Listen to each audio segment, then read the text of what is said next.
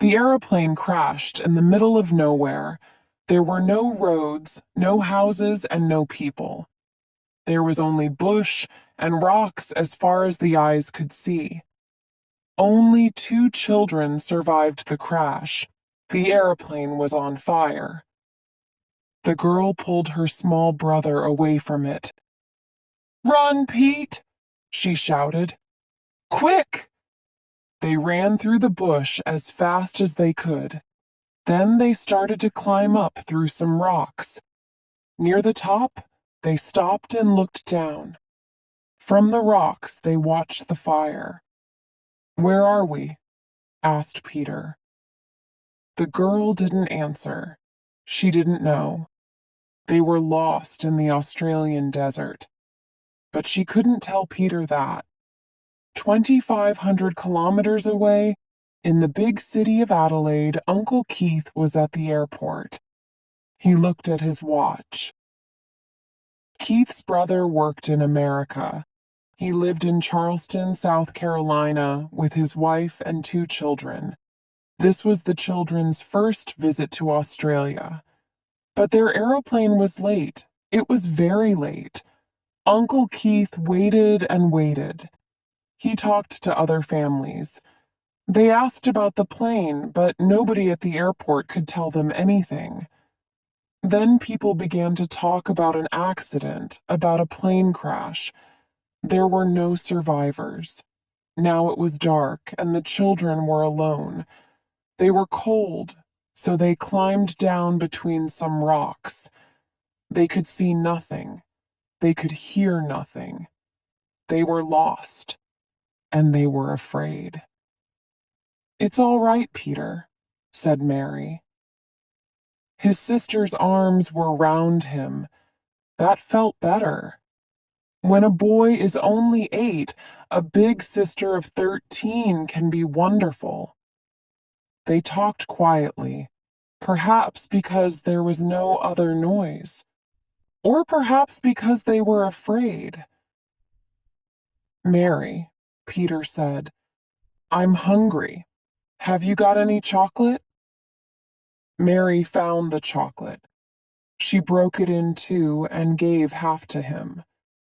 They sat very quietly in the black night. Then Peter started to move again. "My leg hurts," he said.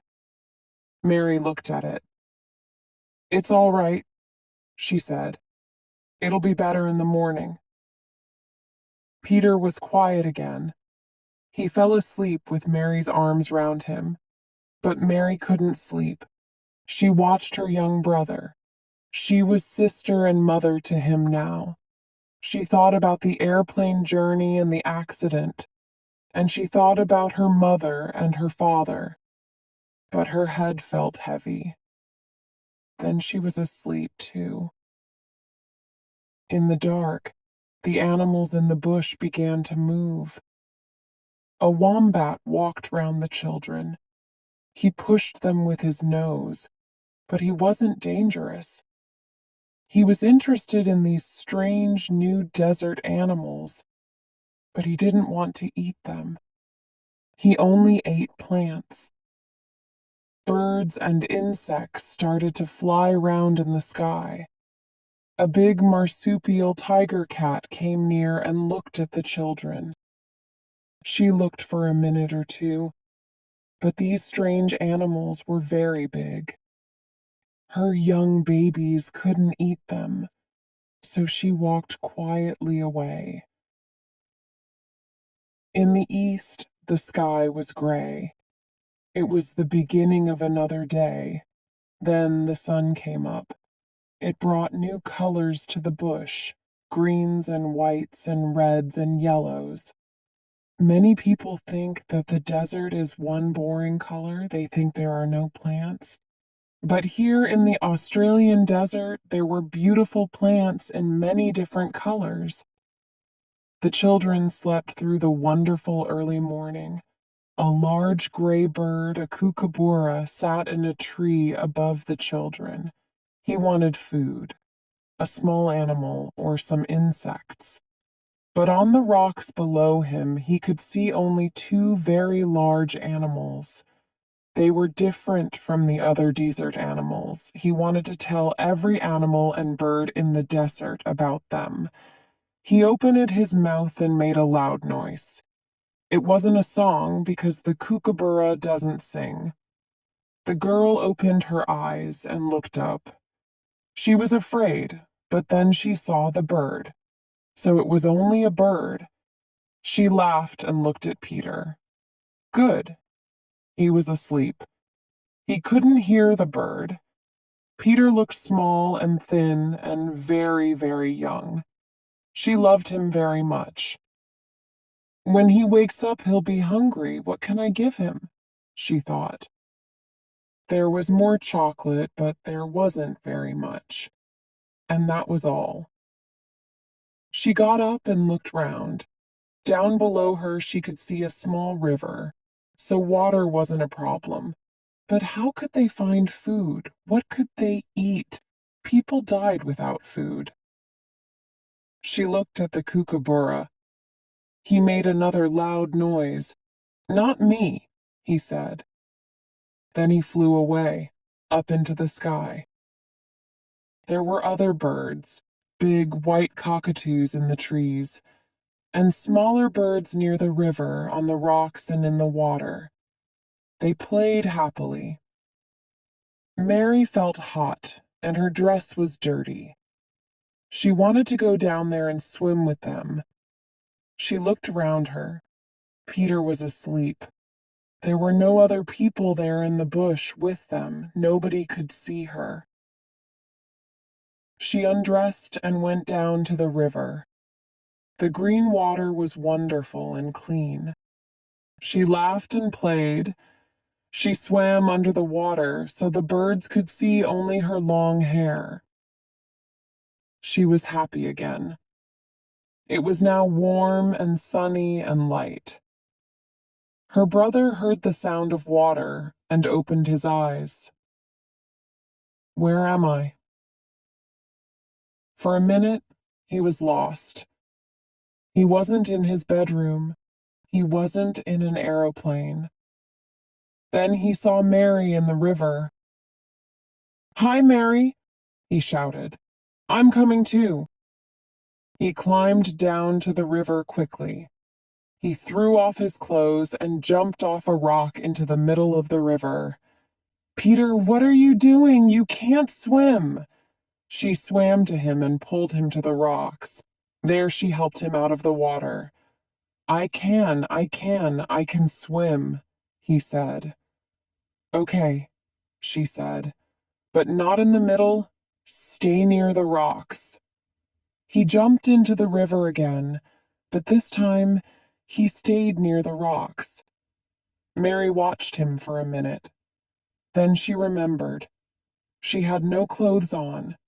She got out of the river onto the rocks and put her dress on quickly. Peter looked up at her. Your dress is wet, he said. Why didn't you get dry first? Come out now, Peter, and put your clothes on. Mary pulled him out of the water and dried him with his shirt. Then she helped him dress. He was happy after his swim. I'm hungry, he said. What can we eat? Here's some chocolate. Mary gave the chocolate to him. Peter looked at it. It's very small. Is that all? Yes, that's all, said Mary sadly. Peter ate the chocolate quickly, and then he ran away from her. He started to play in the rocks. He doesn't understand the problems. That's good, thought Mary. But there were a lot of questions in her head. What can we do next? Where can we go? How can we find Uncle Keith? She had no answers. Mary, Mary, Peter shouted. Come quickly. She climbed over the rocks to him. His hands were inside his jeans. Something's hurting me, he cried. Mary pulled down Peter's jeans and looked at his legs. There were a lot of insects all over them, and there were more insects on the ground. His legs were very red. "It's all right," she said. "They're only ants." "My legs really hurt," he cried. She pushed him away from the insects. "Okay, Peter, now sit down." She pulled off his trousers and hit the ants on his legs. "Ow!" he cried loudly. But the insects went away quickly. "There aren't any ants now, Pete. It's all right." Peter looked at his legs. They were very red, and they hurt. He started to cry. Mary put her arms round him, and he felt better. He stopped crying for a minute, but then he started again. "What is it, Pete?" "I don't like this place, Mary. I want to go home." "We can't go home, Pete. Home is in America. How can we get across the sea?" "Then let's go to Uncle Keith's in Adelaide." Mary looked at him. "So you remember," she said. "All right, I'll take you to Uncle Keith." He stopped crying. "When? Now?" "Yes," she said. "Now. We'll walk to Adelaide now." Mary was only 13, but she was clever. Adelaide was in the south of Australia. It was early morning and the sun was on her left. The sun was in the east in the morning, so south was in front of them. The small river in front of them also went south. "Let's go, Peter," she said to her brother. They started to walk down the river. For the first half an hour it was easy and Peter walked fast. Then it got harder. There were big plants in front of them. They climbed over them, or they walked round them. After 2 hours, Pete was tired. Walking was difficult. He didn't say anything, but Mary knew. "Let's sit down here," she said. He sat near her and put his head in his hands. They said nothing. They watched the river. "I'm hungry, Mary. What are we going to eat?" "Oh, Peter, it's not lunchtime." "When will it be lunchtime?" "I'll tell you." But there were more questions. "What are we going to eat for lunch?" "We'll find something." But what could they find? There were a lot of plants, but they didn't have any food on them. Quickly, Mary got up. "All right, let's find some food." Peter jumped up. "Great idea," he said. They looked in the river, but they couldn't find any fish. The fish were asleep at the bottom of the river. They looked in the trees for birds, but birds in the Australian desert sleep in the day. They looked in the bush for animals, but the animals were asleep in the rocks. They didn't find any food. "I don't like this game," said Peter. "I want to go home." They walked and walked. They were hungry and tired. Then the bush was more open, and they could see better. There was high ground in front of them. "Mary!" "Yes, Pete?" "Look up there. Let's climb to the top. Perhaps we'll see the sea." "That's a good idea." They started to climb. They climbed for 4.5 hours, and then they arrived at the top. The desert to the south in front of them was beautiful. The light of the evening sun was wonderful, and there, far away, they could see water. It shone in the evening sun. The boy danced happily. "Look, Mary, look, the sea, the sea, it isn't far, look." "Don't look, Pete," she said quietly. She put her arms round the little boy. "I'm very, very sorry." It wasn't water. Mary knew that. It was the great Australian desert. Hundreds of kilometers of it. We can't walk to the sea today, Pete. Let's find a place for the night, said Mary sadly. She got up and pulled Peter to his feet. We'll walk to the sea tomorrow. Tomorrow we won't be hungry. Chapter 2. A Meeting with a Bush Boy. The next morning, Mary woke up first. She looked up at the birds in the sky. Then Peter woke up too. Mary, let's go. Let's walk to the sea. First, we have to look for food, said Mary. We have to take some food with us on our journey. Good idea, said Peter. I'm very hungry. They looked and looked for food. For a long time they found nothing. Then Peter shouted, Look, Mary, fruit! There was a tree with round balls of fruit on it. Some of the balls were green and some were red. Mary thought carefully for a minute. You could get ill from some fruits, but they had to eat. She ran to the tree. She ate a green fruit and it was good. Then she ate a red fruit. It was better. Try these, Peter. They're nicer. The children ate and ate. That's good, said Peter. I'm not thirsty now. We don't have to carry water. We can take some of these with us. Mary pulled her skirt up in front of her. She took some fruit and put it there. Peter began to find more fruit too. He went from tree to tree. Mary, somebody's here, he called back to her. Don't be stupid, Peter. I'm not stupid. Somebody's watching us.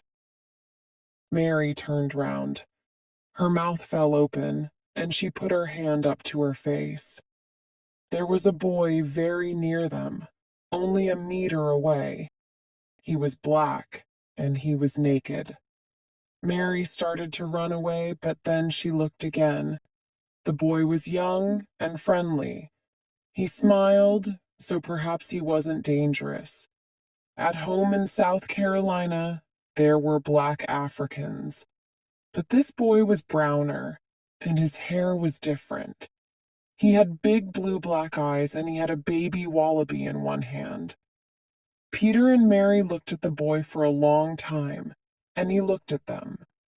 Nobody spoke, and nobody moved. They waited and waited. They were from different worlds. Peter and Mary came from a big city. There, people looked after them. The bush boy lived in the desert. It was his home, and he understood it. The bush boy put the wallaby on the ground. It was dead. He smiled. Wormangalov, where do you come from? Mary looked at Peter, and Peter looked at Mary. They didn't understand. The bush boy tried again. Waramawav, where are you going? We don't understand you, boy, said Peter. But we're lost. Show us the way to Adelaide. Uncle Keith lives there. Which way do we go? The black boy smiled again, and Peter smiled back. The boy went to Peter and felt his face. Then he put his hand on Peter's hair. Then he felt his clothes, the shirt and the jeans. Those are trousers, boy. Why haven't you got any? You're naked. It's not right. Aren't there any shops here? But the bush boy was too busy. He didn't listen. He looked at Peter's shoes. Then he turned to Mary. Mary wasn't very happy. At home in Charleston, South Carolina, no black person came near white people. But a lot of people in Charleston had strange ideas, and this boy didn't look dangerous. So it was okay. She didn't move. The bush boy felt her face and her arms too, and he felt her clothes. Then he looked at her carefully for a long time. Mary waited. He'll finish, and then he'll go away, she thought. Peter waited too. First he waited quietly and watched the bush boy. Then he began to kick the ground with his feet. Suddenly his face changed color. It went very red. He put his hand to his nose. He shut his mouth, and he made a strange noise. Mary turned round. "Peter, what are you doing?" asked Mary. Peter put his face in his hands, but nothing could stop him now. Suddenly there was a loud noise. Peter sneezed, and then he sneezed again, very, very loudly. "Stop it, Peter," said Mary. She was angry because she wasn't in charge now. Behind her, there was a different noise. The bush boy laughed. He laughed because Peter's sneeze was a very big sneeze from a very small boy. Then Peter laughed too. The two boys fell to the ground. They kicked their legs and moved their arms. They couldn't stop. They laughed and laughed. Mary watched them. She wanted to laugh too, but she was too old for that. So she went to Peter. "Stop that now, Peter." Peter sat up and looked at her. The bush boy looked at her too. Slowly he got up and walked back to his wallaby. He took it and walked quietly away. He went down the hill. Then he went behind some trees, and they couldn't see him. "Mary!" Peter cried. "What did you do? Look, he's going!" Mary was quiet. She was afraid of the bush boy because he was naked, and she didn't want help from him. It was wrong.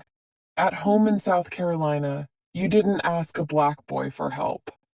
But he was the only person there, and perhaps he could help them. Peter was younger, and life was easier for him. He liked the bush boy, and they had to have help. He jumped up and down.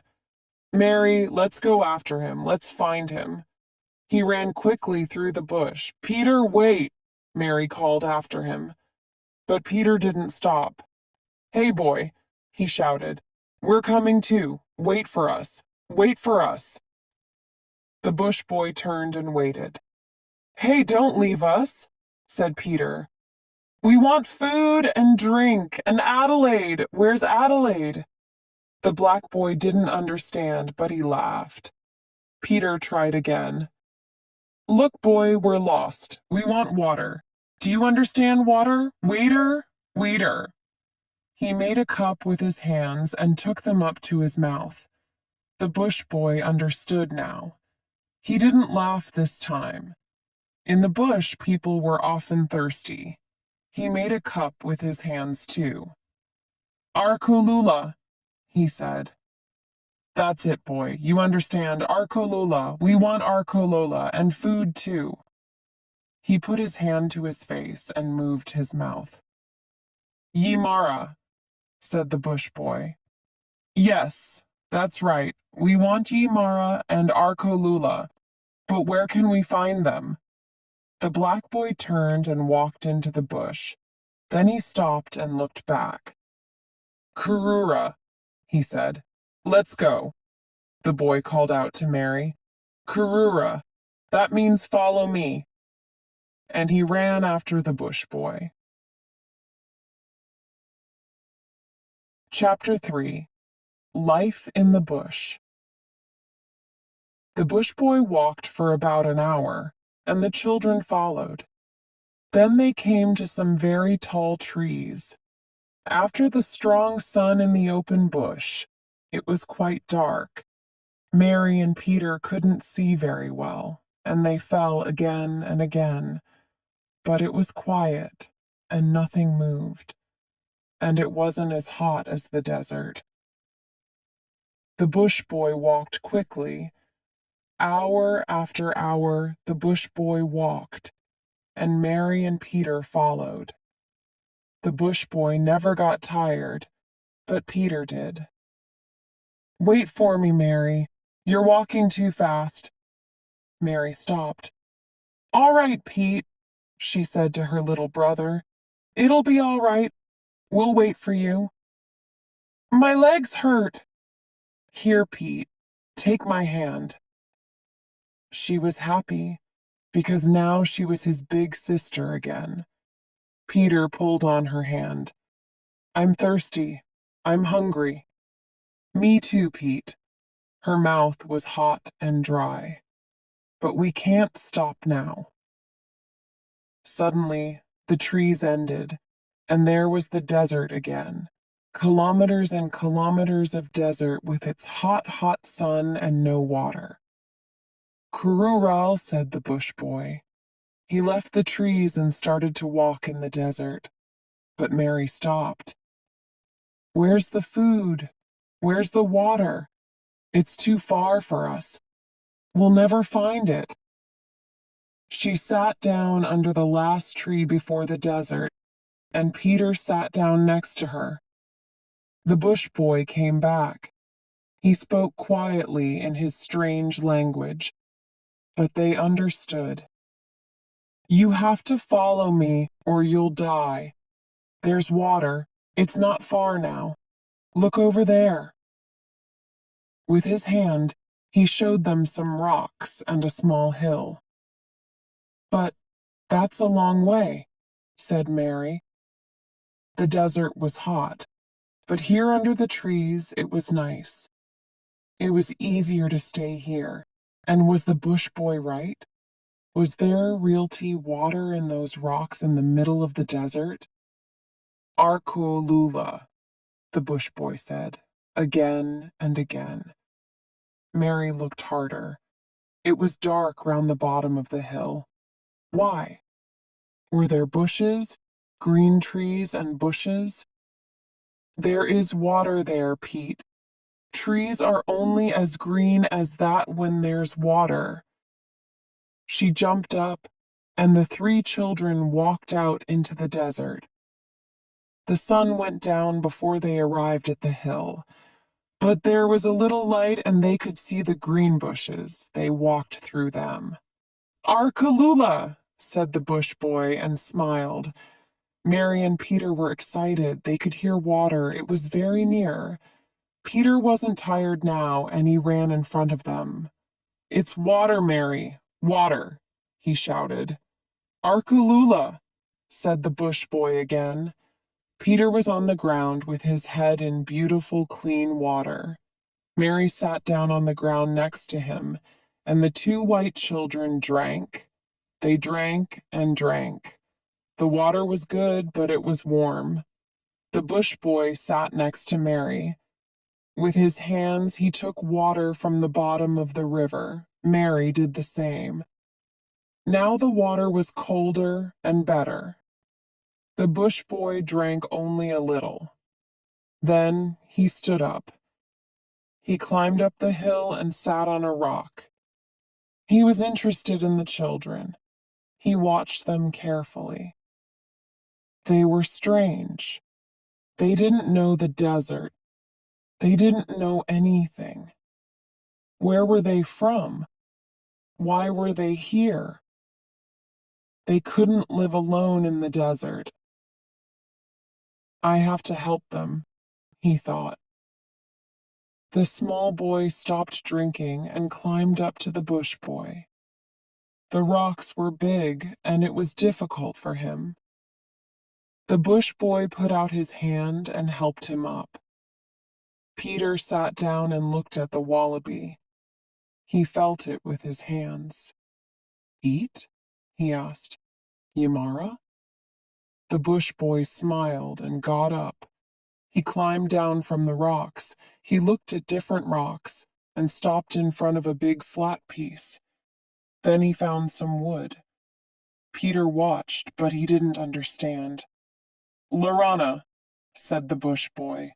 He began to build a fire. I know. Peter was excited. Fire. You're going to make a fire. Larentia, said the bush boy again. Okay, Lorana. You're going to make a Lorana. I'll help. The The bush boy found more wood and Peter helped him, but Peter stopped suddenly. How can we light a fire? He asked, when we haven't got any. Peter didn't finish his question, but watched the bush boy with his mouth open.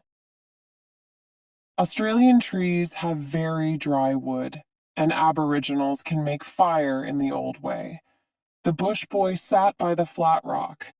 He put some very small pieces of wood on the rock. Then he took a long piece of wood between his hands. He put the end of this into the small pieces and moved it round and round very fast, and very quickly there was a good fire. That's clever, said Peter. He put some more wood on the fire. Mary sat alone and watched the boys. Peter followed the bush boy everywhere. He didn't want her now. Boys didn't want to be with girls. Why can't I be a boy too? She thought. She watched the smoke from the fire sadly. The boy took the wallaby and cooked it slowly on the fire. An hour later, they sat down near the fire and ate it. A dingo sat on a rock only 10 meters away and watched them. There was a lot of meat, and they ate it all. There wasn't any meat for the dingo. Now they were tired. The bush boy put some water on the fire.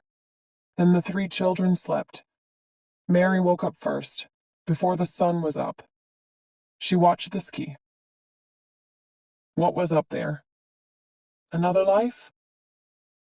Life after death? Heaven. She didn't know. She looked at the naked bush boy and then looked away quickly. Why am I not a boy too? She thought. Life is easy for boys. She thought about life in the bush with the black boy.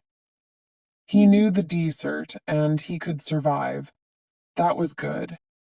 Then Peter woke up. He sat up and looked at Mary, and then at the bush boy. How can we get to Adelaide, Mary? Will the boy take us? At home in South Carolina, she usually knew the answers to Peter's questions, but here in the bush, she didn't. I don't know, she said. Perhaps he doesn't know Adelaide. And how can we ask him? We don't speak his language. There were other questions about the boy in Mary's head, too. Why was he alone in the desert? Where was his family? What was best for her and Peter? She didn't have any answers. Let's wait and see, she said to Peter. I'm not in charge now, she thought, and then she felt better. She closed her eyes and fell asleep again. She woke up after about 2 hours. Half asleep, she could hear the boys. What are you laughing at, Peter? She called. But Peter couldn't hear her, so he didn't answer. He shouted and played with the bush boy in the water. Mary sat up and saw the 2 boys. Peter looked back. Mary, he shouted, come here and play with us. Later, she shouted back, when it's warmer. Peter ran after the bush boy. They ran round some rocks. Then the bush boy stopped suddenly. Where were I? He said, excited. On the ground there was a brown ball. It was the top of a plant. Peter felt the brown ball with his hand. Yamara? He asked. The bush boy smiled. Yes, it was food. He pulled the strange plant out of the ground. The bottom of the plant under the ground was green, and there was also a pretty flower. The bush boy was happy. It was good food. They ran into the desert and looked for other warwara. Mary waited alone. Then she went down to the river. She swam and played in the water. Half an hour later, she heard the boys. They were back. She got out of the water quickly and put on her dress. The boys had 20 or 30 war-worn in their arms, but now Peter was naked too. Pete, where are your clothes? Oh, Mary, stop being big sister, do this, do that. Peter, she said, come here. She had her brother's trousers in her hands. Oh, Mary, it's too hot, I don't want any clothes. Put them on, she said. Peter wasn't happy, but he went to Mary. He looked at her. Okay, he said. I'll wear the trousers, but not the shirt. Later, they found wood and made a fire. The bush boy taught Peter to move the big piece of wood fast on the small pieces. Peter tried very hard. It took a long time, but in the end, the fire was red. It's easy, Peter shouted happily. They cooked the war-worn, and they were very good. Mary watched the black boy. He was clean and strong. That was good. But why was he naked? Where were his clothes? She didn't understand. Everything was different in her world in South Carolina. After the food, they felt good. Peter put his hands on his stomach. It was very big now, and he started to laugh. The bush boy laughed and put his hands on his stomach too. Then he stood up and started to do an Aboriginal dance. First it was slow, but then it was faster and faster, and then it was stranger and stranger. He danced round and round the fire. Then he stopped in front of Mary. He looked at her, and she looked at him. Nobody moved. Mary was suddenly afraid, and her eyes were wide open. The bush boy's eyes were wide open too. He wasn't afraid, but for the first time, he saw a girl. Mary was a girl, a lubra. She wasn't the same as Peter. Then the boy saw something in the girl's eyes. It was dark and strange. She was afraid. To him, that could mean only one thing. The girl saw death. His death. For the bush boy, and for his tribe, there was a life plan. You were born, and then you walked with your tribe. After that, you walked alone on your walkabout. Then you were a man, and you lived with a woman. And after that, you died. It never changed. That was life. Now the bush boy walked alone. He was on his walkabout. He had to live in the desert alone for 6 months. He had to find food and water. He had to kill animals and find fruit on the trees. Every day was dangerous for him. After his walkabout, he was a man. But the girl could see his death, so there was no future for him. Everything was different for him now. He stood in the middle of the desert. I'm going to die, he thought. He was very cold, but he wasn't afraid. Peter looked at the older children. Hey, boy, dance again. I liked that. Then he stood up and started to do an Aboriginal dance. The other two didn't move. They didn't speak. It was very strange. Peter didn't understand. Hey, Mary, what's happening? He took Mary's hand, and then he began to cry. The bush boy looked at him. So Peter could see his death, too. He turned and slowly walked into the desert. The children watched him. Mary's face was white. Peter was afraid. Mary, he's leaving. What'll we do? He cried. He ran into the desert after the bush boy. Hey, boy, stop! Come back! Come back! The bush boy didn't hear or didn't listen, but Peter ran after him. Don't go, he shouted again. The bush boy stopped and put his hands on Peter's head. He pushed him away and started to walk again, but Peter followed him. Don't go," he said again and again. The bush boy stopped. He turned round and looked at Peter. "When Peter sees my death in my eyes, he'll run away," he thought. "Then I can go." But Peter took the bush boy's hand. He looked at him and smiled. "That's strange," thought the bush boy. "Perhaps I'm not going to die. Perhaps I'm wrong." He turned round and looked at Mary. Perhaps she's wrong. Perhaps death isn't coming for me now. Perhaps it's on its way to other tribes. He walked back to Mary, but she moved away. She was afraid. He saw it in her eyes. "So I am going to die," he thought. "Perhaps not today, not tomorrow, and not the next day, but before the rains come." Chapter 4. The End of the Walkabout. The bush boy thought about the two children. They didn't know the desert, and they couldn't find food without him. "They'll die too," he thought. Then he had an idea. He had to take the children to the rivers under the mountains. That was the end of his walkabout, and a good place for them. There was water and food. There were white people not far from there, too. How much time did they have? Not much, perhaps. They had to go quickly. He put out the fire and took the Warwara in his arms. "Kurura," he said. He walked into the desert. Peter followed, but Mary didn't move.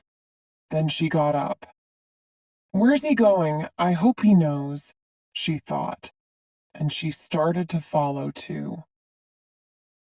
They walked in the desert for a long time, up and down, over big rocks and across dry rivers. They went through tall trees and thick plants. It was hot and dirty, but the colors were beautiful, yellows, greens, and reds. The bush boy never stopped or looked back. He knew the way. Then the desert was suddenly more friendly.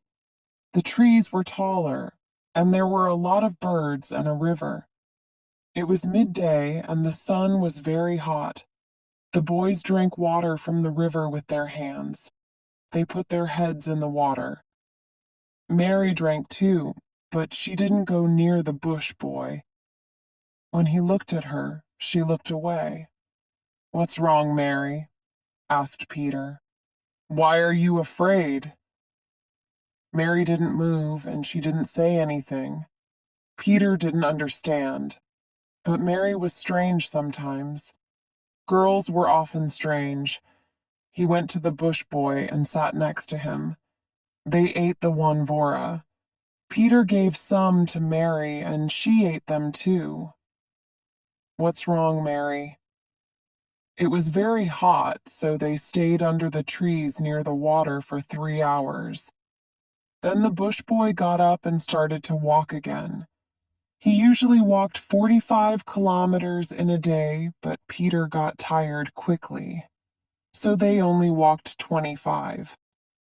On the way, the bush boy killed a big bustard, and they ate it for dinner. Then they felt sleepy.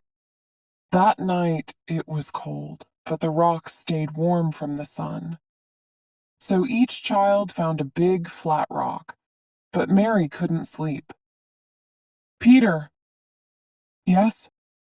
"Come and sleep next to me, please." "Why?" "I'm cold." "Okay." He fell asleep next to her, but Mary watched the bush boy. "I won't close my eyes, I'll watch him all night," she thought. But she was very tired, and of course, she fell asleep. The bush boy didn't sleep. Hour after hour he stood there, on the rocks. He looked out at the desert. He didn't move and he didn't make any noise. The children walked the next day, and the next day, and the day after that. They stopped for 3 hours at midday when the sun was very hot. They found food, plants, fish, and small animals. They made fires and cooked their food. They swam in rivers, and they slept on rocks or under trees. Peter talked to the bush boy. He learnt more of the bush boy's language. He showed him a rock. "What do you call this?" he asked. "Garsha," answered the bush boy. "Garsha, Garsha," repeated Peter.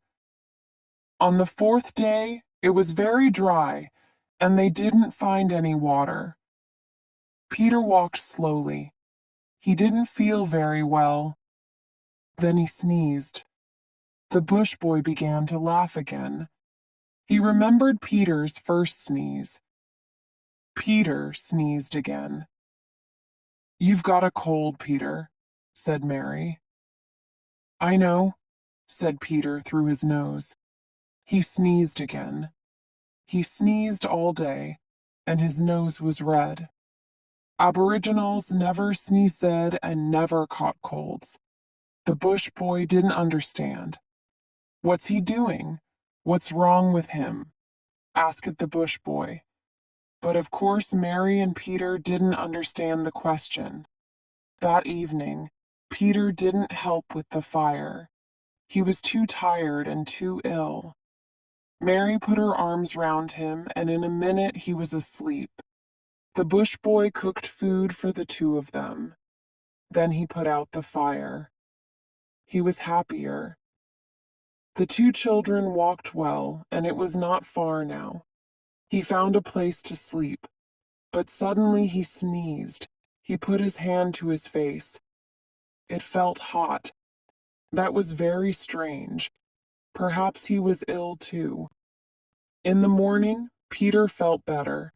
He got up and looked for the bush boy. He saw him in the rocks and went down to him. The bush boy stood near some water. He had a large, round rock in his hands. He looked at Peter and smiled. "Yarawav," he said, excited. Peter looked. There were a lot of fish in the water. "Is that Yarwavi?" he asked. There were thousands of little fish. They swam very fast. "Yarawa," said the bush boy again. "But how can you catch them?" asked Peter. The bush boy smiled again. He threw his rock into the water as hard as he could. The rock hit the water with a loud noise. The water came up round the two boys, and over them too. But on the top of the water Peter saw the fish. Now they didn't move. "Are they dead?" he asked. But of course they weren't. The bush boy jumped into the water. He took a lot of the fish and threw them onto the dry rocks. Then he climbed out of the water. He hit the fish on the head with a rock. He gave some fish to Peter, and he carried the other fish. They took them to Mary and cooked them for breakfast. They couldn't eat them all, so they carried some for their dinner later. That evening, they sat round the fire and ate yarawa. Then the bush boy suddenly got up and started to dance. He danced round the fire. He danced very fast. Then suddenly, in the middle of his dance, he sneezed. He sneezed again and again. He felt weak and ill, so he sat down. He put his hand to his face, and it was hot and wet. But he also felt very cold, and now he was afraid. "This is the end," he thought. "I'm going to die now." Peter and Mary watched the bush boy. "What's he doing?" asked Peter. "I don't know," said Mary. "It's very strange. Perhaps he caught your cold." Later. When it was dark, Peter and Mary slept. But the bush boy stood on the rocks and looked out at the desert again for a long time. The fire was warm, and he tried to sleep near it. But he sneezed often and he was very cold. He couldn't get warm. In the morning he didn't make a fire, and there wasn't any breakfast. Mary, is he ill? Asked Peter. No, he's not ill, answered Mary, but she didn't really know. Peter went to the bush boy. Hey boy, are you okay? Let's go. Adelaide, remember? We have to go to Adelaide. The bush boy stood up slowly. Yes, Peter was right. They had to leave. They walked all morning. Nobody said a word. They stopped for lunch, and the bush boy found some eggs. 14 big birds' eggs. The children cooked and ate them. The bush boy didn't eat. Then they were thirsty, but there wasn't any water. The bush boy was tired and weak. He didn't move for a long time. Then he got up and started to walk again. The bush boy looked out at the desert for a long time. That night, Peter and Mary found wood for the fire. Next morning, Peter woke first. He walked down the rocks to the river and had a good swim. He climbed back to the others. I'm going for a swim too, said Mary. Can you start a fire, Pete? Yes, of course. Peter walked to some trees and began to find wood for the fire. Mary had a long, long swim. The bush boy woke up alone. He felt very weak. I'm going to die, he thought. But first I have to ask the children for help. It's very important. They're my friends, but they don't understand. So I have to teach them about death in my tribe. He heard Mary in the river below and walked down to her. She was in the water, and she was naked, without her strange clothes. He watched her long hair in the water.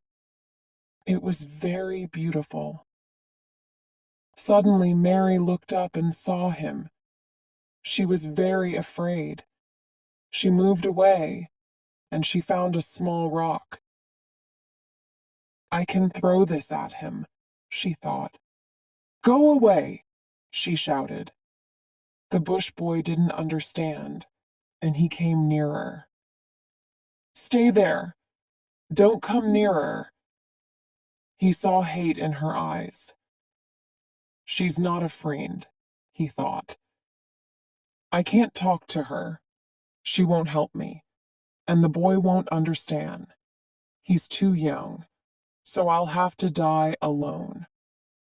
Slowly he turned and walked a little way into the desert. He found a sad mugga-wood tree. This is a good place, he thought. I'll die here. And only the great red flowers of the mugga-wood tree cried for him. Mugga-wood tree. For Aboriginals, the mugga-wood is a sad tree because its flowers are always wet and red. They say that the tree is crying. Mary went back to Peter. She started to put out the fire. Hey, said Peter, don't do that. We're going to have breakfast. There isn't any breakfast, or what do you mean? Listen, Peter. She spoke very quietly. There isn't any food here. Let's go. What's wrong with you, Mary? Why do you want to go now? The boy will get us some food. Listen, Pete, please, let's go. You and me will be okay. Peter's mouth fell open. We can't leave the boy. He doesn't want to come, Pete. I know he doesn't. I asked him. You didn't, said Peter. You can't talk the boy's language. I'm telling you, she said, that he doesn't want to come. I know. In South Carolina, Peter was never difficult, but now things were different. I'm going to ask him, he said. He ran to the bush boy. Pete, come back, shouted Mary. But Pete didn't stop. Mary sat down sadly by the fire. After about 10 minutes, Peter came back. Mary, the boy's ill, really ill. He's under a tree and he can't get up. Perhaps he's asleep. No, no, he's not asleep. He's ill. Come and see. No, no. Mary moved away from Peter. No, she said quietly. I'm not going near him. The day was long and difficult. Mary sat alone. We have to leave now, she said again and again, but Peter didn't hear her. He stayed with the bush boy. He took water to him in his hands, but the bush boy didn't drink. There wasn't any food, and the bush boy got weaker and weaker. He's really going to die, thought Peter sadly. I'm going to lose my friend. He took the bush boy's hand. The bush boy said something. Peter couldn't hear, so he put his face near the bush boy's head. Arkulula v. Peter ran and got some water in his hands, but the boy didn't want to drink. He put his hands on Peter's hands. Me? No, I don't want to drink, said Peter. But the bush boy put his hands on Peter's hands again, and then he sat up. He showed him the hills far away to the south. Arkulula, said the bush boy again. Yimara. Ah, I understand. Over there, there's food and water. Arkulula and Yimara. That's great, thanks. Peter took the boy's hand. Now you can sleep. But then Peter thought of something. He got up and walked to his sister. She looked up. How is he? I think he's really dying, said Peter. Oh, no, no, no, no. Mary put her hands over her face. Peter looked at her. Then he remembered his question. Do you think he'll go to heaven, Mary? I mean, he doesn't go to church, so perhaps he can't go to heaven. Is he really ill, Pete? Yes. Come quickly. Come and see. Mary said nothing. She looked at Peter, then she looked down at the rocks, and she looked at the hills far away. Then she said slowly, Okay, I'll come. They walked to the bush boy's tree. She looked into his face. You're right, Pete. He's dying. What'll we do? She sat down and took the bush boy's head in her hands. She put her hands on his face. The bush boy opened his eyes and looked at her. Then he smiled. Mary suddenly understood a lot of things for the first time. I was very stupid, thought Mary. It was too late, but she knew now. There weren't two different worlds, his world and her world. There was one world for everybody. The bush boy died early in the morning. The desert was asleep. Nothing moved, not the animals, not the plants, not Mary. She was asleep too, next to the bush boy, and her long hair fell over his face. Chapter 5. Out of the bush.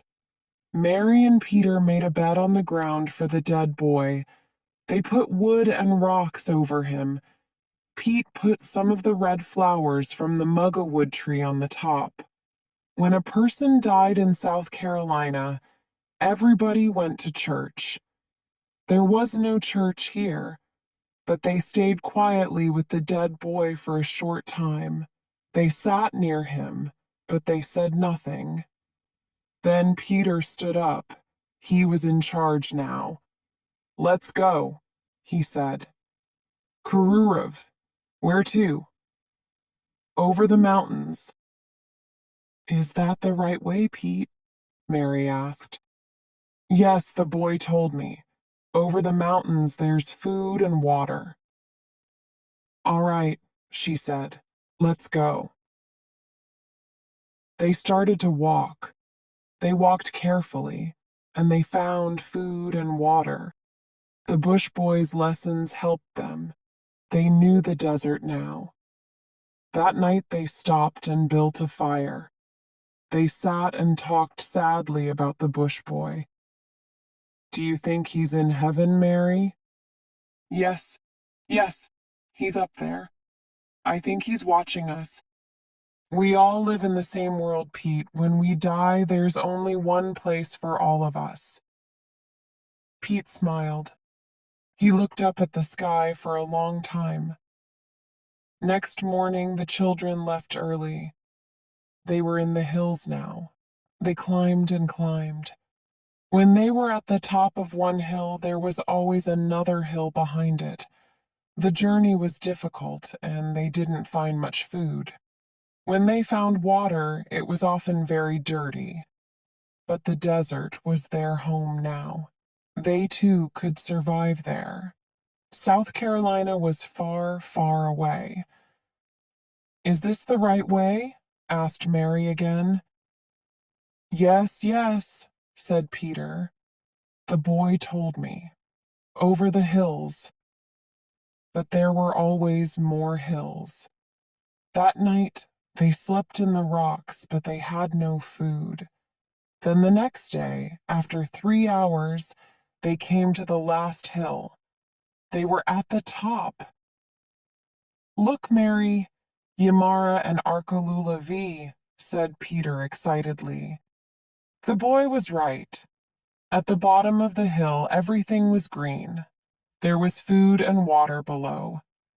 Hand in hand, the children started to run down the mountain to the rivers, the trees, and the green plants. The country was very beautiful. It was wonderful after their difficult life in the desert. There was food everywhere and a lot of water. There were birds in the trees and fish in the rivers. The plants and the trees had fruit on them. The children were a little afraid of the big, tall, dark trees, but then they began to play in them. Peter climbed up a tree. This is great, he shouted to Mary, and then she climbed the tree too. They played all day, and they were friends again. On the third day, they saw a koala in a tree. It was a mother koala with her baby. Pete went up into the tree. He took the baby from the mother and gave it to Mary. There now, play with that, said Peter. The mother koala started to make strange sounds. She wanted her baby. At the bottom of the hill, everything was green. Oh, Peter, how could you do that? You bad boy. She tried to give the baby back to its mother, but it caught her dress. It pulled and pulled. Mary's dress came off and fell to the ground. Oh, my dress, said Mary. She laughed. She felt good now, with no clothes on. She was a different Mary now. I never want to leave here, said Peter on the 6th day. The children played and played. They swam for hours in beautiful blue water. They forgot Adelaide and Uncle Keith, and they forgot their old life in South Carolina. Mary sometimes thought of home in Charleston, but not often. They were very, very happy. On the 7th day, the children found a beautiful wide river. They sat with their feet in the warm water. Hey, look over there, said Peter. Smoke, there's a fire. And people, said Mary. Yes, people. How many are there? 3, I think. Let's make a fire too, then they'll see us. Okay. They found wood and built a fire. The three people saw the smoke. They ran down to the water and started to swim across the river to Peter and Mary. They're coming, Pete! Mary was excited but also afraid. She didn't have any clothes now. She couldn't say hello without any clothes. Not to white people. Do you think they're white, Pete? Peter looked carefully. No, I think they're black. They're the same as the boy, he said. She felt better. They stood near the river and watched. They saw a family of Aboriginals, a father, a mother, and a young girl. And on the father's head, there was a baby. The mother and daughter swam with food and other things on their heads. There was a dog with them too. They came near and climbed out of the water. They were friendly, and they smiled at Peter and Mary. The woman gave Mary some food. Peter played with the dog. The black people talked and talked. Mary didn't understand very much, but they talked with their hands too, and she watched carefully. Wait a minute, thought Mary. They're telling me something. Is that a house? Are those people? Yes, they're trying to help us. Pete, she said. They know we're lost. They're telling us about houses, about white people.